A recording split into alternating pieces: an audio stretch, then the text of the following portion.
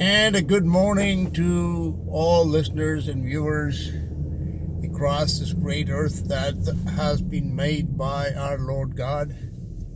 You know, I can't believe that people don't know that there is a God. You know, the Bible says the fool has said in his heart there is no God. I mean, so where's the evidence? The evidence is, it's right around you. As I'm driving down here, you can see some houses and some lampposts and some road signs and, other objects like that fence, etc. That has been built by somebody, okay? Whatever we use, this car I'm driving in, it's been built by someone, right? These clothes I'm wearing, this phone that is recording this video, it has all been built by someone, right? It just didn't pop out of nowhere. And yet we are led to believe by the God of this world, who has created this matrix of lies, whose name is Satan, that all this just happened without any power that caused it to happen. Okay, that's why the Bible says, the fool has said in his heart, there is no God. All right, so that's fine, and once you have that as the foundation in your life, then you are indeed on shaky ground, because you will believe anything. Okay? You will believe anything. You don't know how gullible that makes you when you can't even come to this simple conclusion that there has to be a creator. Okay? That's it. It's simple. Now, like God is big. That's in comparison to us. God is like in comparison to anything that exists, because in the Bible it is written that even the heaven of heavens can't contain him. Okay, that he is bigger than all of his creation. It is like that show Westworld, which I saw a few episodes of. It's a sci-fi program that I believe is on right now, and in that the premise is that they have these robotic creatures that are being managed and controlled by these real humans, let's say, and the real humans. There was even like a Twilight Zone episode in which they had all this. The whole world was enclosed inside a dome kind of thing, and there was these scientists or whatever. They are people that they're standing above this dome, and inside this dome there's this miniature world, okay? And the people inside, they didn't know that there was something outside of them that was much bigger. Their whole world, because they were so miniature, they were contained within this small confined space, and to them it was humongous. It's like the movie The Truman Show, in which they create this world, which is a movie studio, and this Truman character thinks that this is the real world, okay? And this is how it is with God, my friends, okay? That God sits above. We are told that he sits above the heavens. So he is like the one that is outside of his creation, because he is the creator. And we in this creation are very, we are very small, very small. And just because he is so large and he is so big, not large in body, I mean in his mind, that can conceive all of this here, which is an infinitely complex programming language that has built all of this. It is like, in a computer world, like even in the West world or whatever, or in the computer world, people in video games, for example, they can create some very, very sophisticated worlds, but they're all based on computer programming. So as computer programming gets more and more complex, and the processing power of the computers get more and more complex, the more complex worlds can be created. So God is this person who has this ability who has the software, which is the mind, you could say, and the hardware, which is what we see with our eyes, that has processed this which has the programming. He has created the programming. He has written the programming, because the Bible is quite clear that it tells us everything was made by his word, and the word is a programming language. That's where it is, and it has programmed everything into existence. And just because his programming is so complex, it is so beyond our abilities to even come close to it, that the scale of it is so gigantic that, we can't comprehend that such a being could actually exist. That's all. Okay? But that is the simplest explanation how everything has come into being. Okay? God is bigger than his creation, and he is bigger because he has the ability to program everything, because it has all arisen from his programming. Therefore, any sentient program within this programming is very small in comparison to the programmer. It's like the video game creator is always going to be bigger than the game itself, right? Because he has written that language, and with one keystroke he can change the whole game. And that's how God is. He can wipe out everything. It will be just as easy as hitting the delete button, but of course he doesn't do that.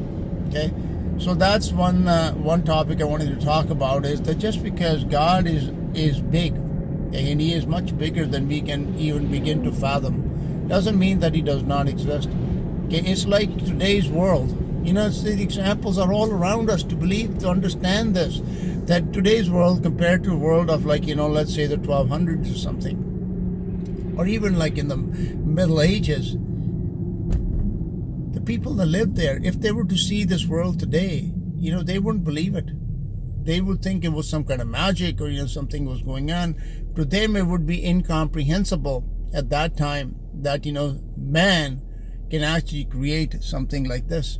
It would be beyond their imagination. And because it is beyond our imagination that there could exist a being that has the power, the knowledge, the understanding, and the energy that is required, because God in the Bible tells us his energy, the word energeo, which is the Greek word from which we get the word energy, is applied for God in the Bible.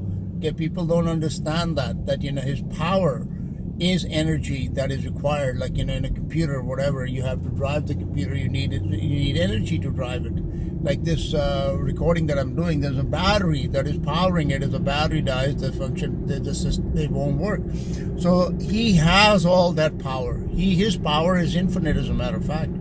So he has infinite programming capabilities, and he has infinite power at his disposal, because he is all power. We are told he is the Almighty, he is all powerful, and we are told that his understanding is infinite. The Bible tells you that, right? So why is it so difficult to believe that he has the power to program and to create all of this? To me, it's not strange. To me, it's the most scientific and the most sensible explanation for everything that exists. Yet people don't want to believe in God, and that is because they have an evil heart. That's it. Because one of God's prerogatives is that he is a judge. He judges evil. And people being evil in their hearts, they don't want to be judged. That's what it really boils down to, that they don't want to believe that there is a judge that they're going to have that is going to hold them accountable for what they do in this life. But that is the price of making us sentient beings, of giving us a consciousness and giving us a conscience, was that we would be held responsible for our actions. Okay, so it is God's duty to judge. If God is truly good, he has to judge evil, and this is the reason why people don't want to believe in him. Okay, otherwise, like in any scientist, what the first thing that he would come to when they see DNA or whatever they talk about, that's something like that, all right?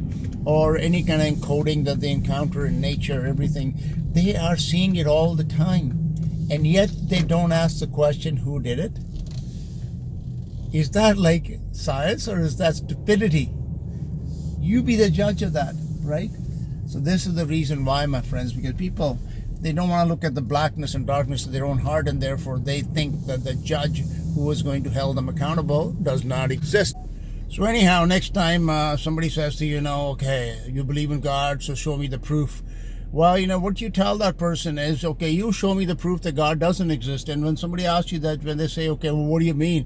Then tell them, hey, what you do is you take one day out of your life, or even 1 hour, and you live that 1 day or 1 hour without using anything that has been made by man. Okay? Just 1 hour. Try that. Okay? And see if you can manage that. And you will soon come to realize that everything that we need in this life is pretty much made by somebody. And based on that evidence, simple conclusion can be drawn that everything else that exists, like the trees that you see here, or the sky, the clouds, etc., they too have been made by somebody. We don't understand the technology that was used to do it. We don't understand the power that is necessary to make it happen or the intelligence that's involved in it. But that does not preclude or does not disprove the existence of a creator. Now, who that creator is, people, different backgrounds, different cultures, different religions, they may have different opinions on that. That we can debate.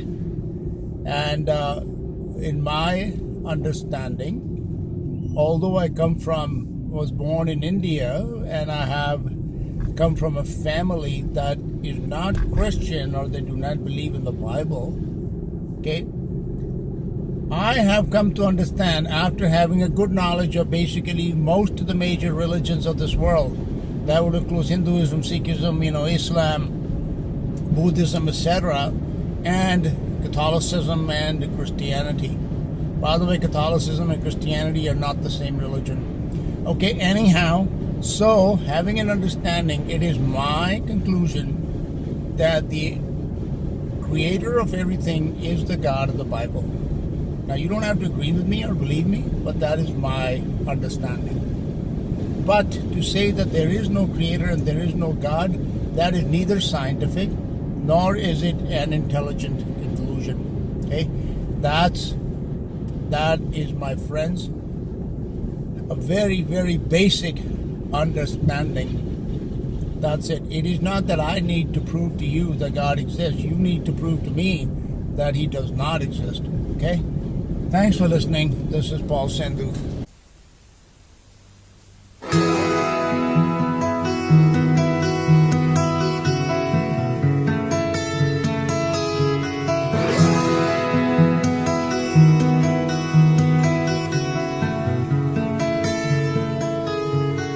Got myself some wisdom from a leather-backed book.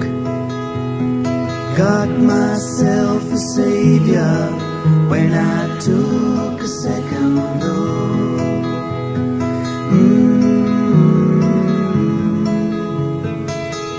Opened up the pages, and what did I find? A black and white portrait of a king who's a friend of mine.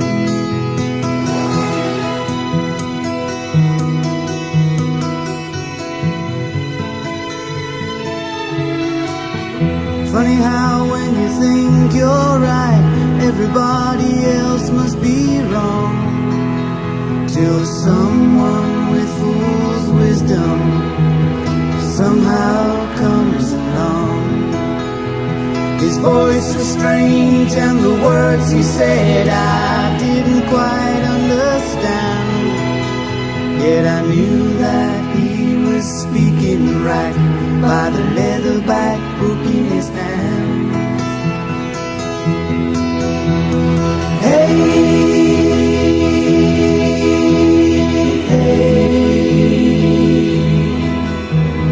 what a day, fool's wisdom.